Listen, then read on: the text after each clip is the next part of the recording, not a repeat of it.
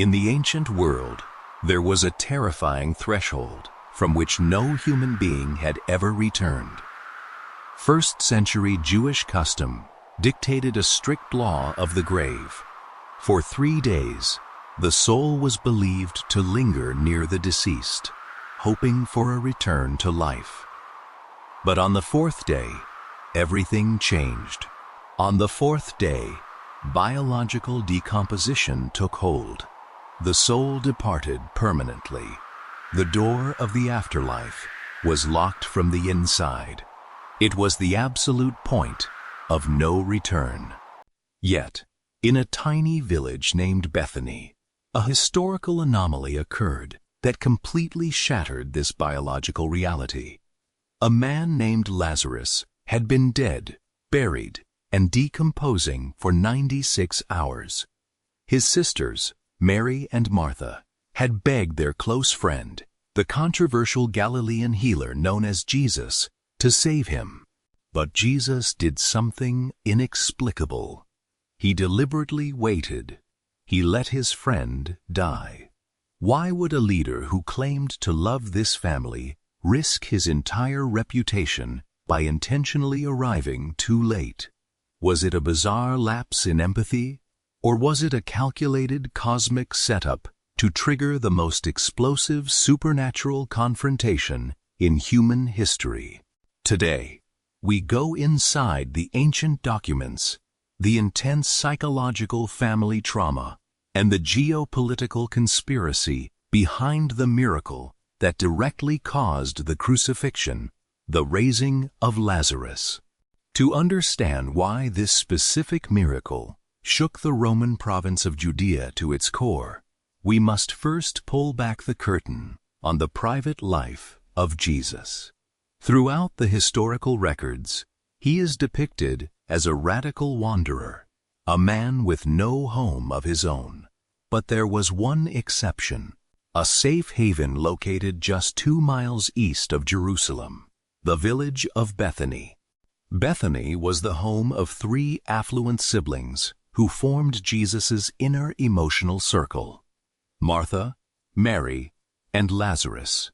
The historical sources paint incredibly vivid psychological portraits of these 2 sisters. Martha was the pragmatist, the driving, assertive matriarch responsible for the logistics of hospitality.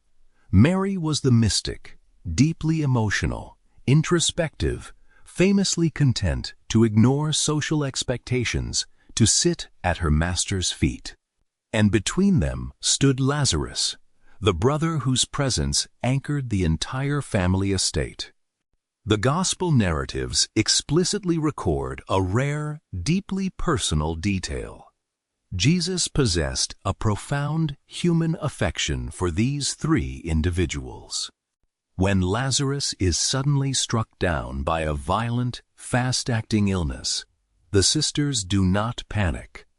They understand the extent of their friend's supernatural track record.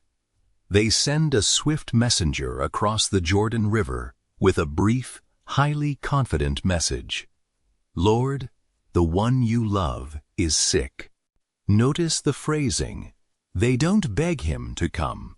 They don't demand an immediate travel schedule.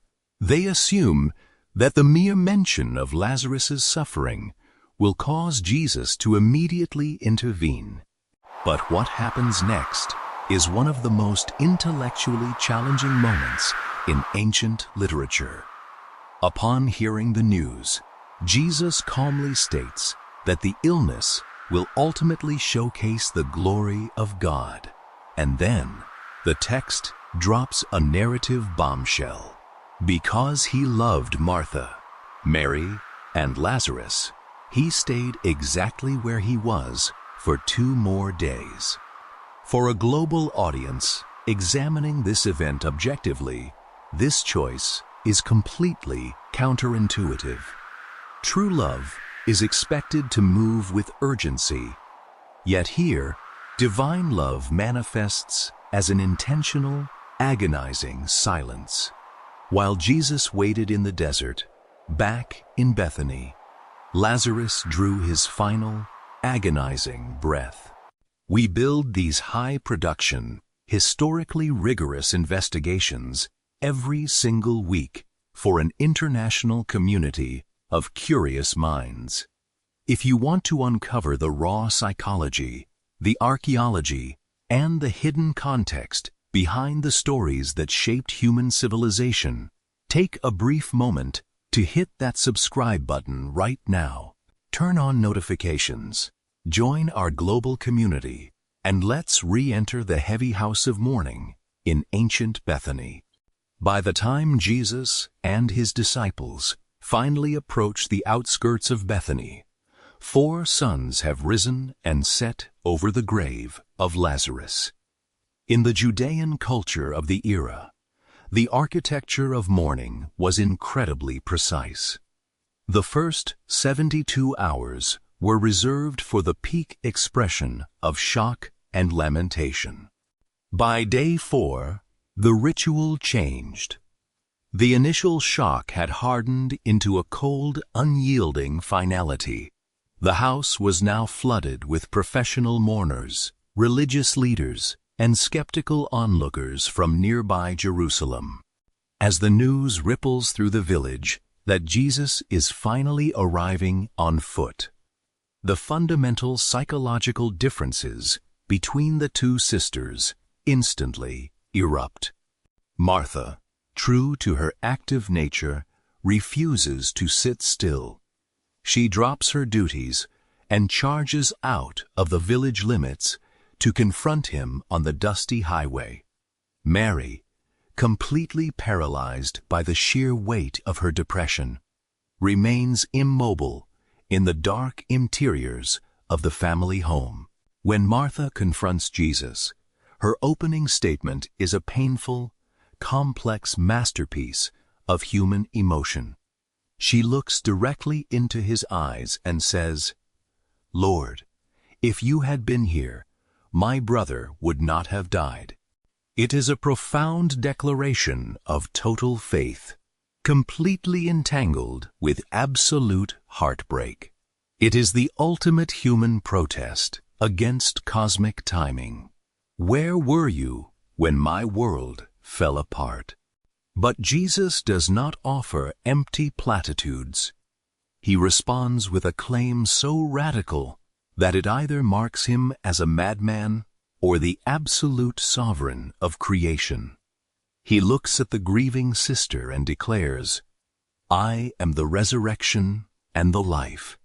The one who believes in me will live, even though they die." He completely recenters her focus. He demands that she look away from the cold reality of the cemetery and realize that life itself is standing in her presence. Martha's resolve hardens. She turns, hurries back to the estate, and whispers to her broken sister, "The Master is here, and he is calling for you." Mary breaks out of her paralysis. She runs to the highway, collapses into the dirt at Jesus' feet, and gasps the exact same words as her sister. "Lord, if you had been here, my brother would not have died."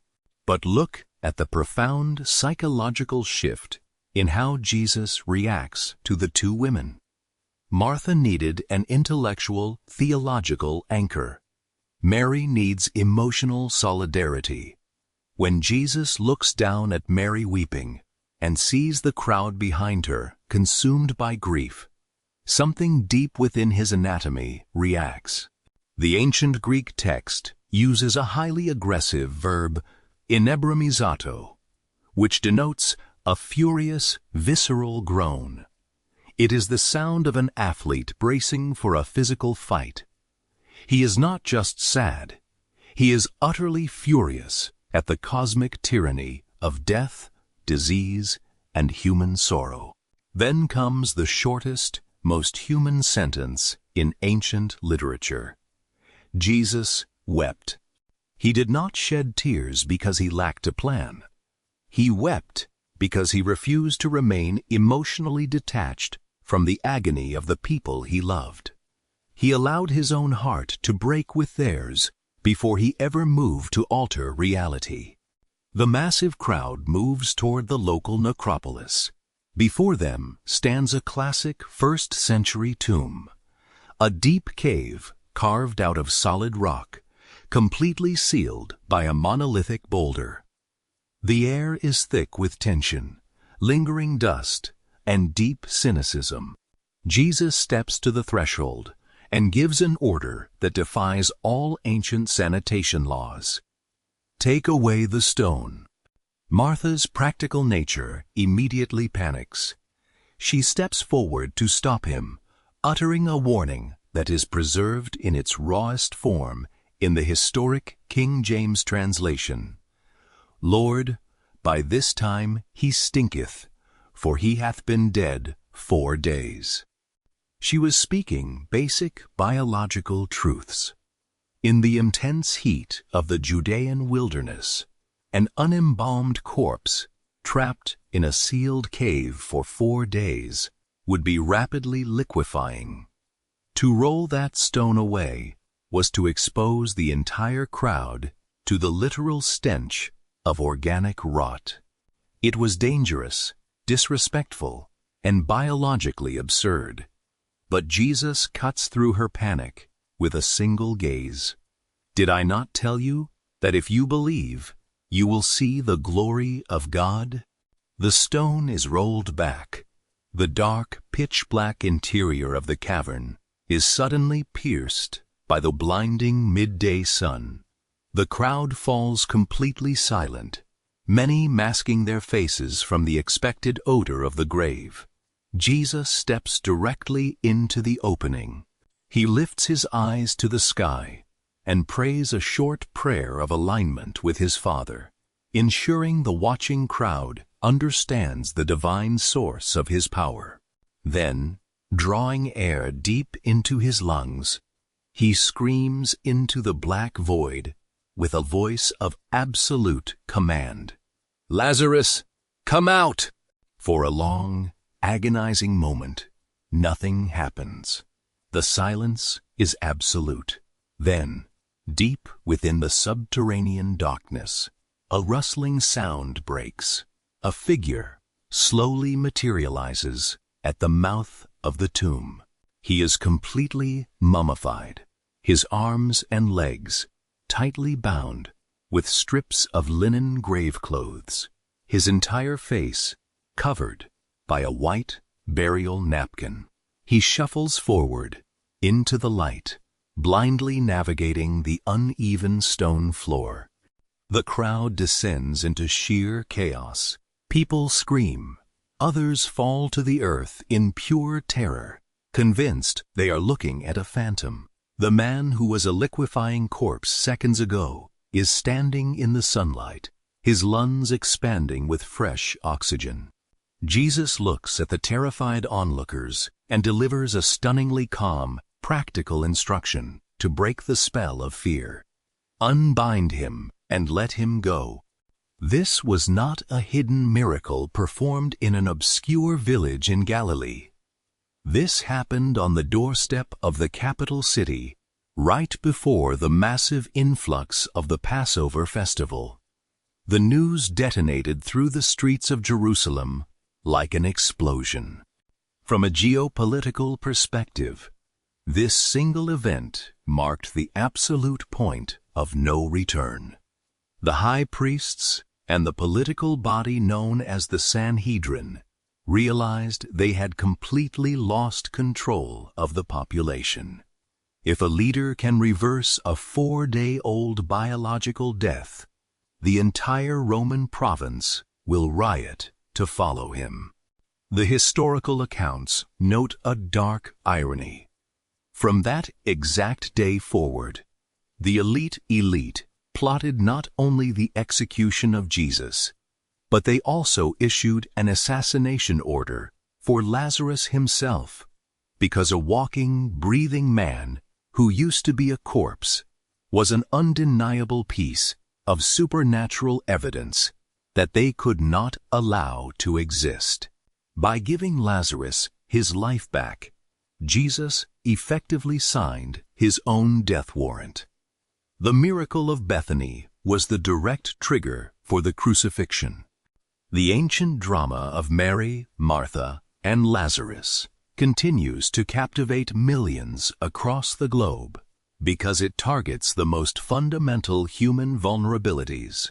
It tells an international audience that cosmic delay is not divine abandonment. It reveals a higher power that is willing to weep in the dust with us before using authority to rescue us. It boldly claims that no matter how dead, buried, or ruined a situation appears to human eyes, it is never beyond the frequency of a single spoken command. Thank you for traveling back in time with us. Which perspective in this story speaks to you the most? Martha's logic or Mary's emotion? Let us know in the comments below.